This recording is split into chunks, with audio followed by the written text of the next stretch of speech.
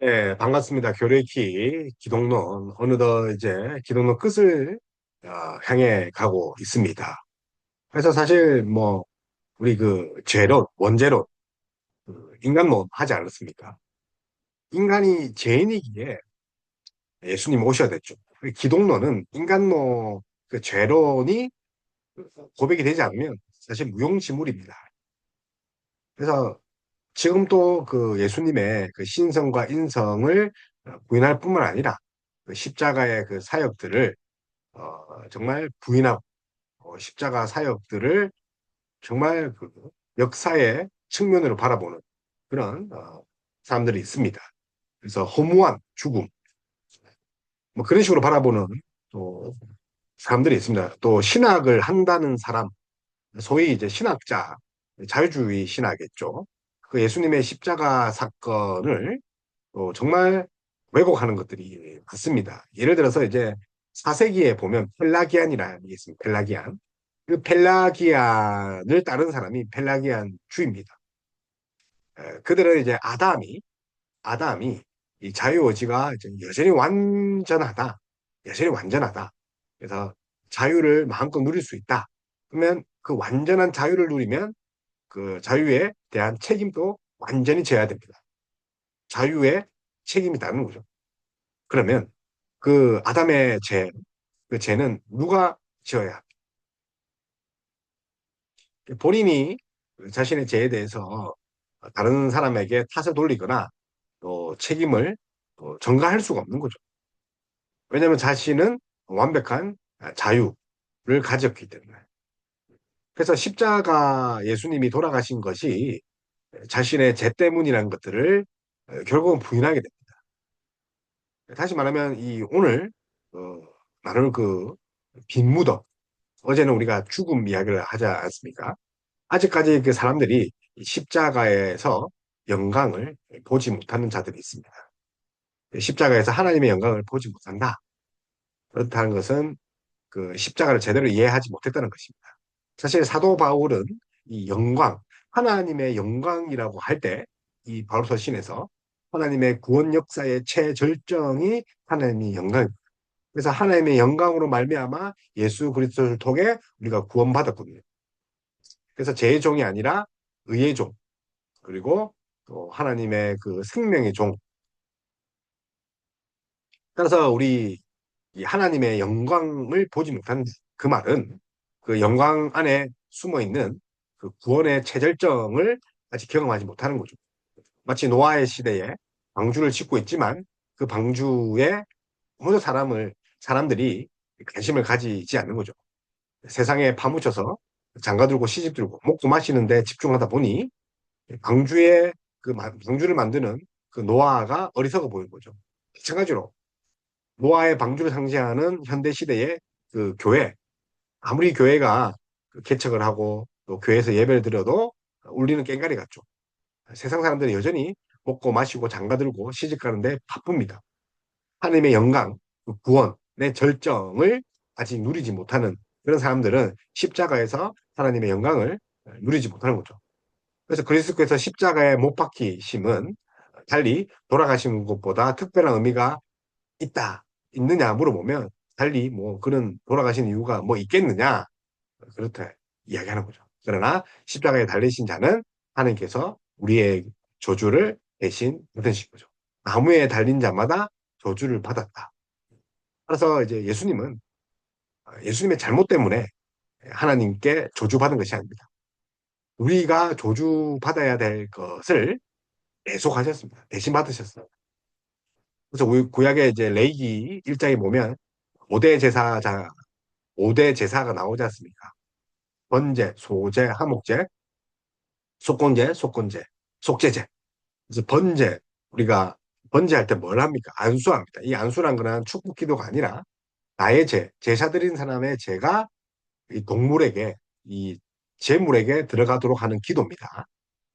그러면 결국은 이 번제, 번트 오퍼링이라 해서 번트 오퍼링 완전히 태워지는 건데 누가 태워지는 겁니까? 죄가 태워지는 거죠. 저주의 대상은 이게 태워지고 조각내어지고 이 없어져야 되는. 그런 겁니다. 그게 우리 자신인데 그것을 누가 대신했다는 겁니까? 예수 그리스도. 그래서 십자가에 달리신 자는 하나님께 조주를 받은 자이므로 그가 십자가에 달리심은 내게 임한 조주를 대신 받은 것입니다. 근데 이것이 되지 않으니까 사실 십자가 사건이 무용지물하고 예수란 자가 십자가에서 죽고 살아났대. 뭐 이런 식으로 정말 신화나 뭐 한편의 좋은 이야기로 듣는 그런 무신자들이 많습니다. 심지어 예수님 믿는다 해도 신앙교육을 똑바로 받지 않는 자들은 지금도 그런 소리를 하는 거죠. 그래서 예수님의 부활, 죽으심과 부활, 우리 지난 시간에 이제 하지 않았습니까?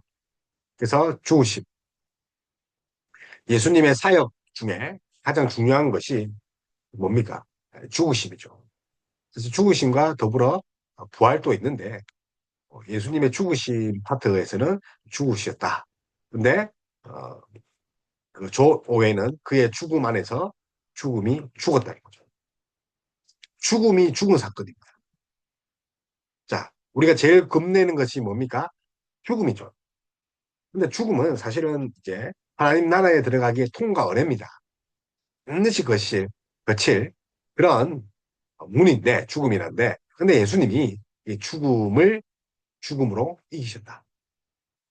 그래서 왜 죽으셔야 됐나? 그죠? 왜 죽기까지 했나? 하나님의 공의와 진리 때문에 우리의 죄값을 하나님의 아들의 죽음 위에 달리 치를 것이었습니다. 하나님의 공의니까 그 공의에 걸맞는 그런 죄값을 치를 대상이 필요한 거죠. 하나님이시죠. 대신에 우리 인간이 하나님의 공의와 진리를 저버렸기 때문에 또 인간이어야 됩니다. 자, 인간이 하나님의 공의와 진리를 버렸기에 인간이 하나님의 그런 그 죄에 대한 죄값을 치르기 위해서는 인간이 되셔야 해요. 왜? 우리 같은 인간이기 때문에 인간의 죄를 지어야 되고 죄를 갚아야 되고 그리고 하나님의 공의와 진리를 충족시키려면 하나님이셔야 돼요. 그래서 그분이 성육신 하셨어요. 그래서 인간이 하나님이 인간이 되지 않고는 죄값을 치를 수 없죠. 그래서 우리가 이제 십자가에 못 박히심은 달리 돌아가신 것보다 특별한 의미가 있습니까? 있다. 조주를 대신 받았다. 우리의 조주를 대신 받았다. 그래서 그 죽으심. 근데 오늘은 그 죽으심의 그 실질적인 역사적 사건으로는 빈 무덤이에요. 빈 무덤. 무덤이 비었다는 게 뭡니까? 실제로 살아났다는 것을 증증하는 거죠. 그래서 웨스트민스터 신앙 고백서는 그리스도의 속죄 사역으로서의 죽으심과 또 부활을 가장 잘 보여주는 그런 신앙 고백서입니다. 그래서 우리가 이거 마치고 이제 교리를 마치고 나서 이제 웨스트민스터 신앙 고백서, 대요리 문답, 소요리 문답을 볼까 하는데 그만큼 우리 장로교 신학에 있어서 웨스트민스터 신앙 고백서가 매우 중요합니다. 근데 거기에 뭐라고 되어 있냐면 그러니까 율법 아래 나셨고 자 나셨고 율법을 온전히 이루셨고 지극히 비탄한 고뇌를 겪으시고 십자가에 못 박혀 죽으셨고 무덤에 묻히시어 죽음의 건세 아래에 처했다. 자, 율법 아래 놓였다는 것은 율법을 만드시고 제정하신 분이 누굽니까? 하나님이죠. 근데 율법 아래에 왔다. 다시 말하면 비합니다. 자, 그리스도의 낮아짐, 비합니다. 낮아 주셨죠. 그래서 그리스도의 성육신, 고난, 죽음, 장사됨 이런 것을 비하의 세 가지 상태입니다. 비하의 세 가지 상태 뭡니까? 성육신이죠. 신이 인간이 되었다는 거, 성령으로 잉태되었다. 그 잉태된 순간부터 비합니다. 그리고 고난 받으셨죠. 죽으셨죠. 그리고 장사되었죠. 비하의 세 가지 상태, 성육신, 고난, 그리고 죽음, 장사. 성육신, 고난, 죽음, 장사. 비하의 네 가지. 근데 이게 왜 중요합니까? 우리를 위하여. 그래서 그가 우리를 위하여 그 자신의 영광을 비우고 그에게 종의 형상을 입히신 비천한 상태다. 그래서 누구를 위해서입니까? 우리를 위해서. 방금 말한 것처럼 우리의 그 하나님께 받을 저주를 없애기 위해서. 그래서 우리가 받은 죄의 사면, 그분의 죽으심으로 인해서 죄의 사면, 다시 말하면 속죄, 다시 말하면 대속, 대신 값을 지불한다. 이 구원의 가치가 얼마나 영광스러운 겁니다. 그리고 위대한 것인지 우리는 잘 압니다. 그런데 그 영광을 아직도 거부하는 자들이 있다는 거죠. 그래서 그리스도께서 이 세상에서 사람의 몸을 입고 그 비야 낮아지시고 그 낮아지기 전에 그 분의 상태가 뭡니까? 하나님이죠. 신적 영광의 상태고 모든 것이 풍요로운 상태. 전능하고 전지하는 그 하나님이 비하하셨다. 심지어 성육신하신 그리스도 예수를 목격한 그 제자 요한은 아버지의 독생자의 영광이요. 아버지의 독생하신 자의 영광이요. 은혜와 진리가 충만하다. 다시 말하면 하나님 그 자체다. 그래서 요한복음 1장 14장이죠. 아버지의 독생자의 영광이요. 모노게네. 이 독생자는 외동아들이 아니라 유일하신 분이라.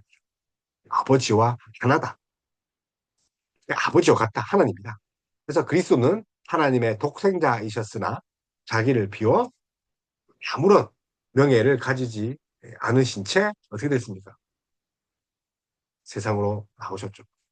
그래서 그리스도의 비약 네 가지 성육신 그리고 고난, 죽음, 장사됨 이 비하 네 가지 하늘의 지고한 복락의 삶을 보게 하시고 비천한 이 땅에서 고난과 고통의 생애를 살아가는 것을 의미합니다. 그래서 그분이 이제 우리를 위해서 이제 영원 전부터 하나님 아들이셨으나 비천한 신분 그 여인에게서 잉태되어 사람의 아들로 나셨다는 거죠. 창세전이란 것은 영원 전부터죠. 시간과 공간이 나누기 전부터 하나님이 계획하셨다. 자신의 비하, 삶을 통해 율법의 자신을 복종시키고 고난을 받으심으로 자신을 비하시켰다. 대교리 문답에 있습니다. 대교리 문답. 신앙 고백서에 의해서 대교리 문답. 또한 그리스도는 유다에게 배신당하고 지나들에게 버림당하며 세상의 모욕과 배척을 당하시고 죽음의 공포와 흑암의 건세에 놓이시고 하나님의 진노를 느끼고 견디면서 죽음을 통해 자신을 비하시켰고 무덤에 장사되어 3일 동안 죽음의 상태와 사망의 건세 아래에 놓여 자신을 비하시켰습니다. 대결의 문답 49번에서 50번. 자, 죽으셨다. 근데 오늘 그 빈무덤에 대해서 이야기할 겁니다. 자, 그리스도께서 만일 다시 살아나지 못하셨으면 우리가 전파한 것이 헛것이 되는 거죠. 그래서 부활의 의미입니다. 자, 부활이 없으면 우리가 전파하는 것이 헛것이 되는 거죠. 이거는 이제 다음 시간에 하는 거예요. 내일 할 건데 또 너희 믿음도 헛것이며 또 우리가 하나님의 거짓 증인으로 발견되리니 우리가 하나님이 그리스도를 다시 살리셨다고 증언하셨습니다. 만일 죽은 자가 다시 살아나는 일이 없으면 하나님이 그리스도를 다시 살리지 아니하셨습니다. 네. 고린도전서 15장 14절에서 15절 말씀입니다. 그래서 이제 부활을 이야기하기 전에 그분이 죽으셨고 지금 어디에 있다는 거죠? 그렇죠. 죽으셨고 이제 오늘은 부활 전 사건인 빈무덤, 빈무덤. 그래서 십자가 그리고 부활. 예수님이 이 땅에 오셔서 이루신 사역의 핵심, 그 가운데에 빈무덤. 그래서 죄와 사망에 놓여 하나님의 자녀가 되어 영원한 생명을 누릴 수 있는 그런 이유가 바로 그 죽으심과 부활인데 그 중간에 뭐가 있다고? 빈무덤. 그래서 주님께서 왜 십자가를 피하시지 않으시고 끝까지 참으셨는지를 알아봐야 되는 거죠. 그래서 십자가를 이루신 놀라운 열매, 그 이루, 이루어진 언약을, 성취한 언약을 우리가 오늘 살펴보겠습니다. 그래서 예수님은 자신의 죽으심에 집중하셨습니다. 자신의 죽으심에 집중하셨다.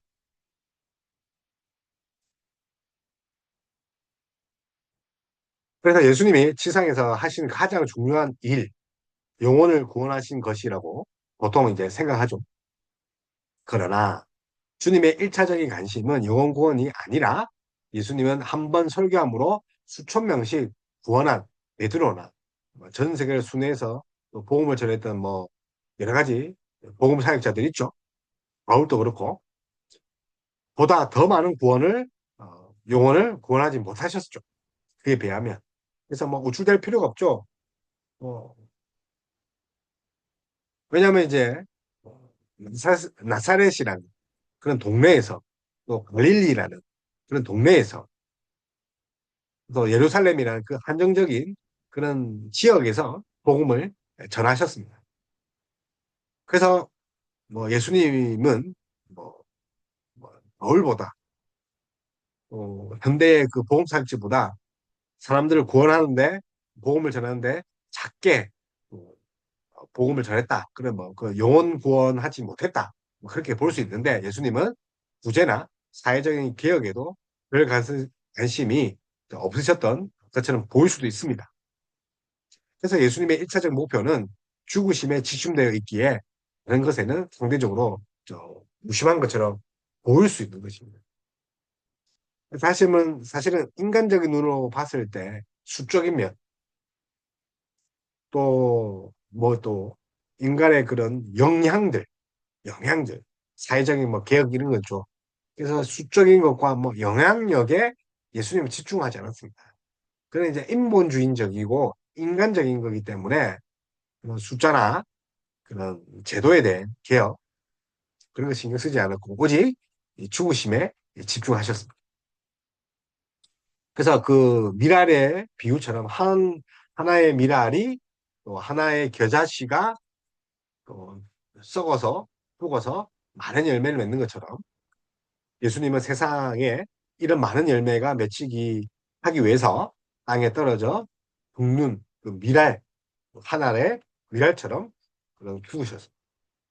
그래서 주님의 죽으심으로 하나님 나라가 이 땅에 임해 많은 열매를 맺게 되었습니다.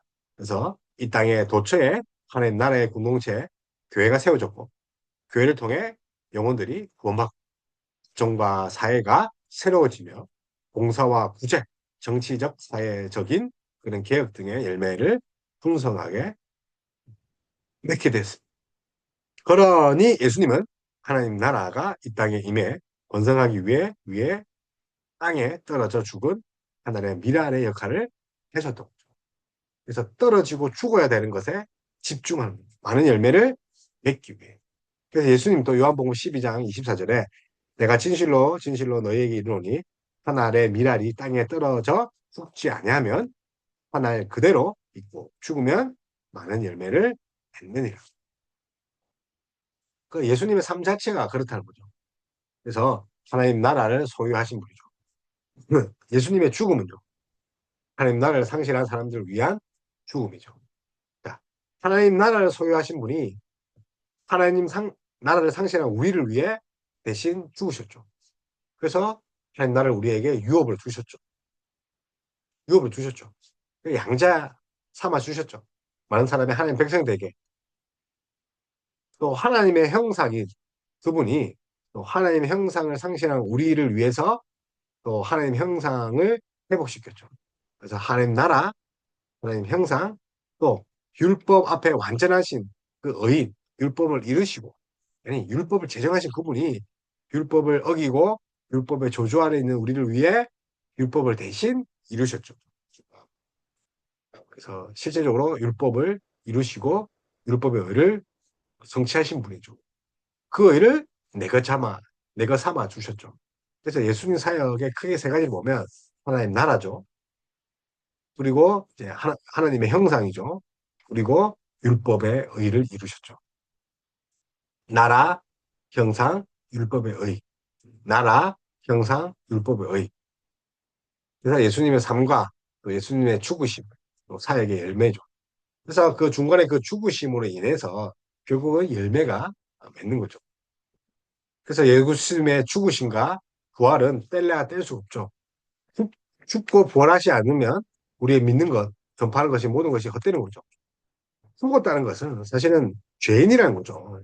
근데 죄인이 아니라는 것은 반증은 뭡니까? 죽음에 그치지 않고 살아나셨다. 부활. 그분이 죄인이 아니라는 것을 부활로 통해 증명하신 거죠.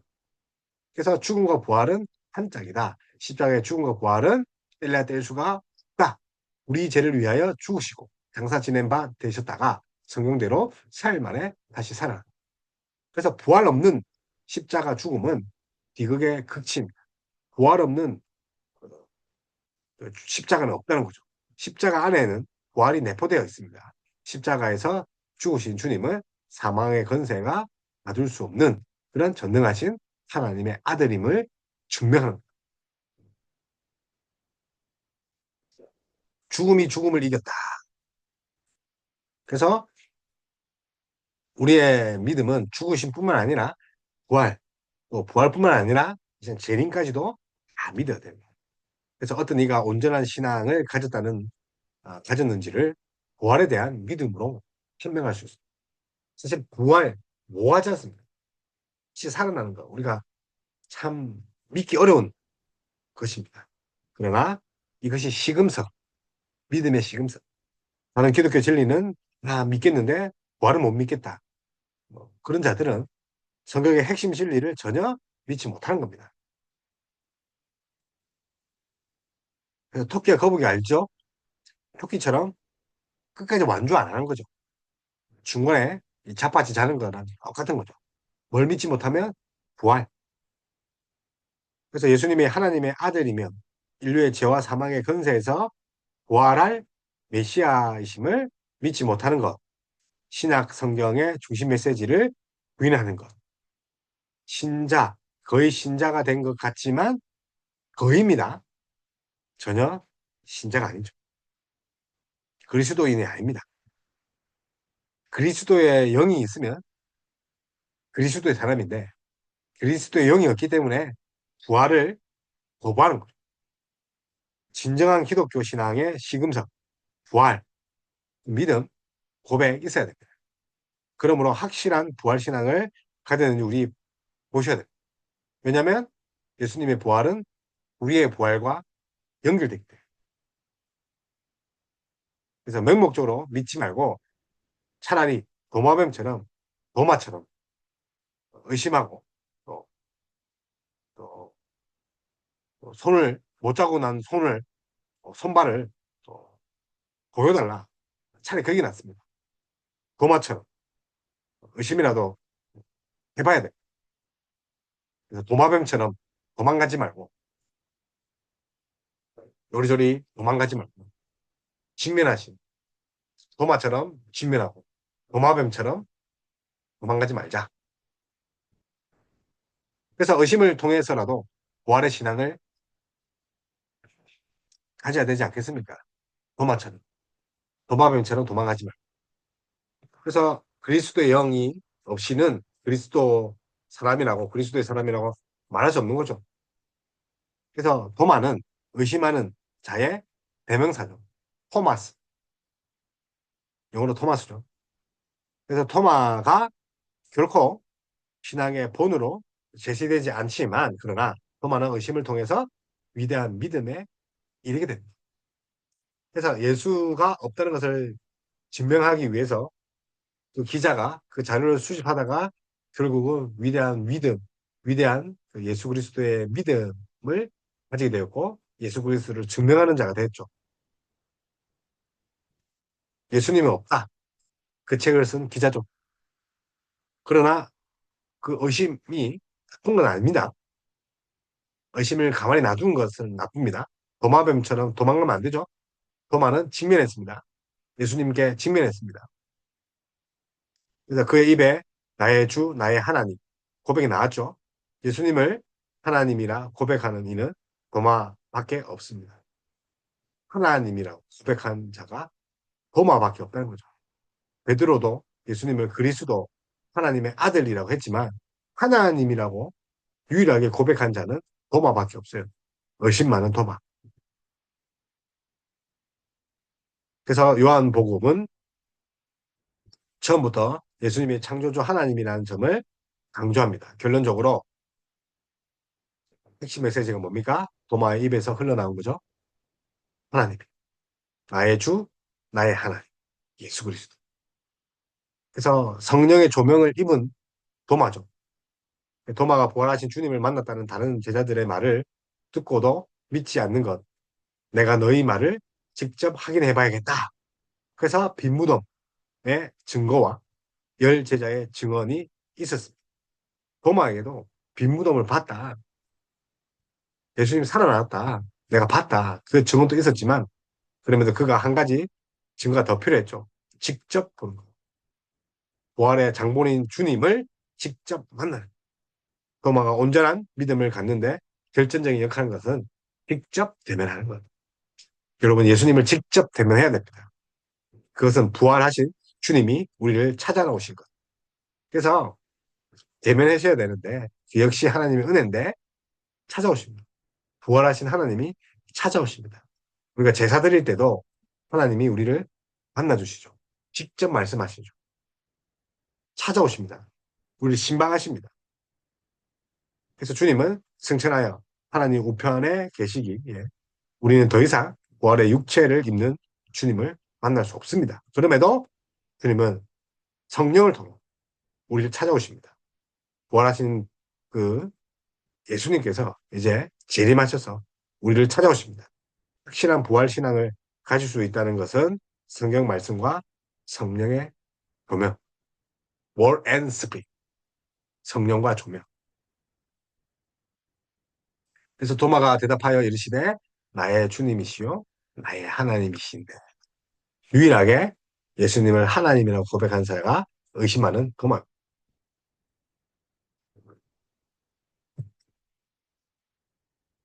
자, 스위스 신조 11장을 보면 그리스도는 죽은 자들 가운데 참으로 부활하셨다. 이와 마찬가지로 주 예수 그리스도는 십자가에 달리셔서 죽으신 자신의 진정한 육체로 죽은 자 가운데서 부활하셨다는 것과 무덤에 장사된 육체가 아닌 다른 육체로 부활하신 것도 아니며 육체를 대신하여 영으로도 다시 사신 것도 아니고 분명 몸의 실체를 가지셨다는 것을 우리는 믿고 가르친다.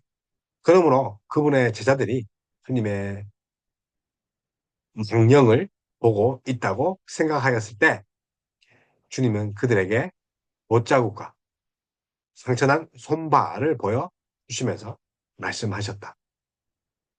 그래서 이제 여담인데 예수님이 3일 만에 부활했다는 것은 이 못 박힌 손, 발, 창자국이 아물지 않은 상태예요. 그런데 도마가 이 손자국과 또 이 못자국과 이런 창에 찔린 그런 것들을 만졌을 때 보지 않으셨다.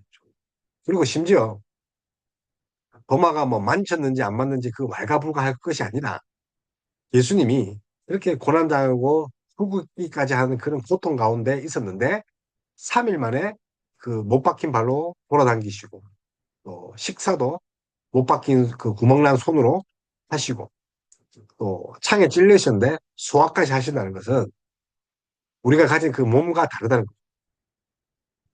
고통과 아픔이 없는 그런 하나님 나라의 그런 천국 백성이 가진 부활체의 모습이죠. 고통과 아픔이 없다. 어떻게 보면 천국에 대한 이야기인데 이 부활체의 이야기도 합니다. 근데 그것이 우리의 소망이죠. 아마 도마도 그걸 보았을 겁니다.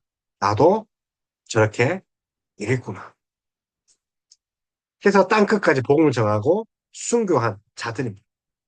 부활하신 예수님을 만난 자들은 하나같이 복음을 전하다 순교합니다.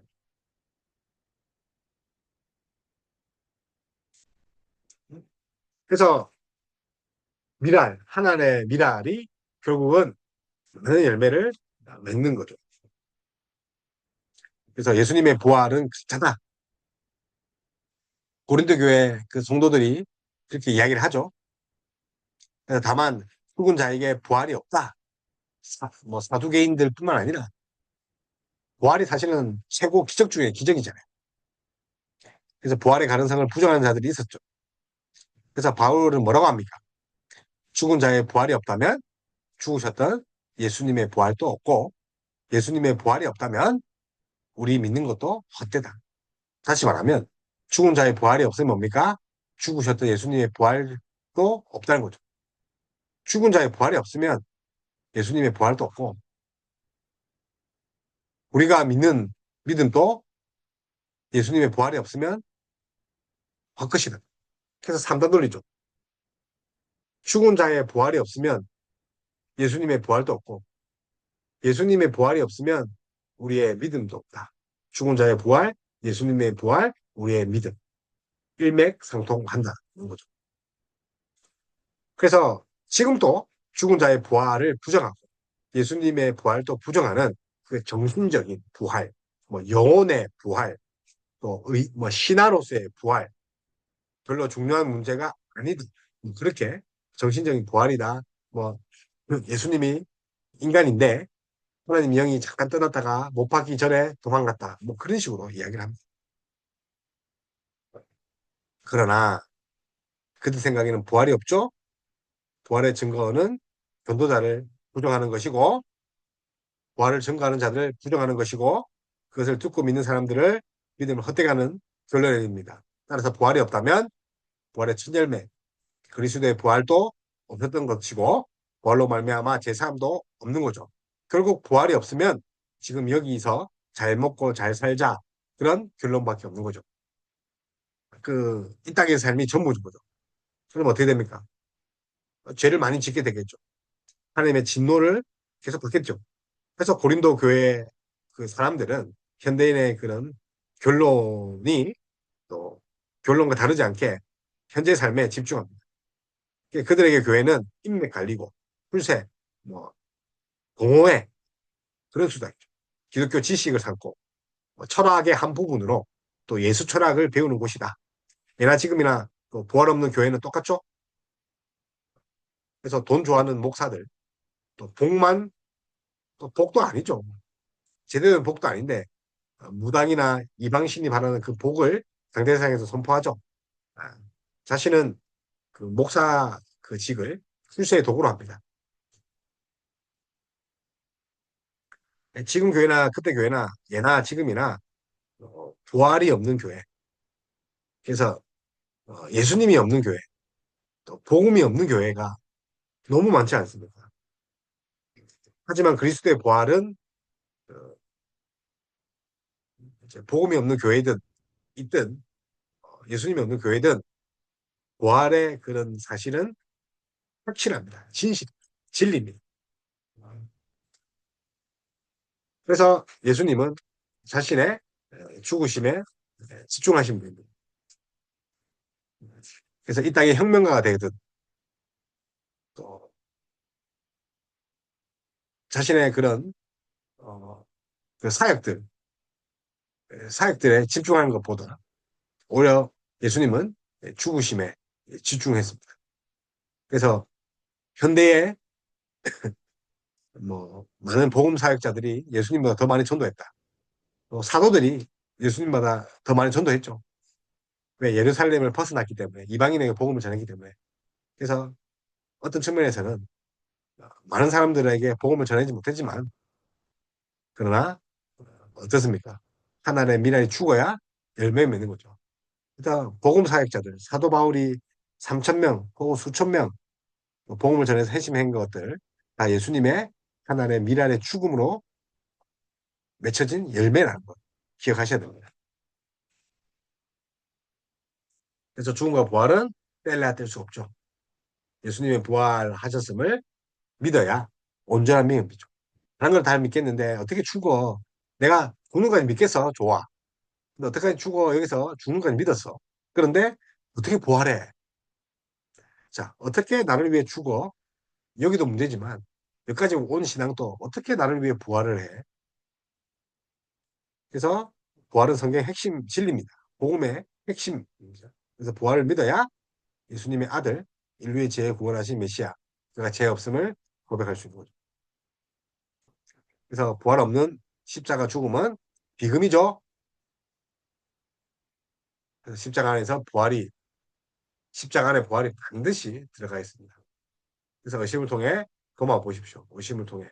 결국은 유일하게 하나님 아들이라고, 하나님 아들이 아닌 그분이 하나님이라고 유일하게 도마뱀처럼 도망가지 않고 예수님을 정면 대면해서 믿음을 확인받는 거죠. 근데 그게 성령의 사역이죠. 워렌 스프리. 그래서 예수님의 부활 소식을 전했던 사람들은 아무런 이득도 없이 오히려 목숨을 잃어가며 지원했습니다. 심지어 바울은 핍박자였던 자에서 핍박받는 자로 또 사형받는 자로 뭐 비판적인 역사가조차도 부활과 관련된 어떠한 일이 일어났다는데 동의합니다. 이런 역사적 정황뿐만 아니라 다른 증거도 많습니다. 부활하신 예수님을 만나 변화된 사람들 여러분이죠. 그래서 제이시라일이라는 분은 우리의 선생으로서의 믿음직스럽게 섬깁시다. 우리의 왕으로서 충성심을 갖고 복종합시다. 우리의 선지자로서 그분의 가르침을 배웁시다. 그분의 본보기로서 그분을 부지런히 따라 걸어갑시다. 우리의 영과 육의 구원자로 오실 이로서 온전히 찾읍시다. 그러나 무엇보다 우리의 희생물로서 그분을 받아들이고 죄를 위한 속죄물로서 그분의 죽음에 우리 모든 것을 걸어 둡시다. 우리의 모든 것을 걸어 두십시다. 우리가 살아가는 동안 우리의 눈에 그분의 피가 더 귀하게 보이도록 합시다. 우리가 그리스도의 관에 영광스럽게 여기는 그 무엇보다도 그의 십자가를 무엇보다도 영광스럽게 여깁시다. 여기서 영광, 하나님의 영광은 구원의 사역의 절정이죠.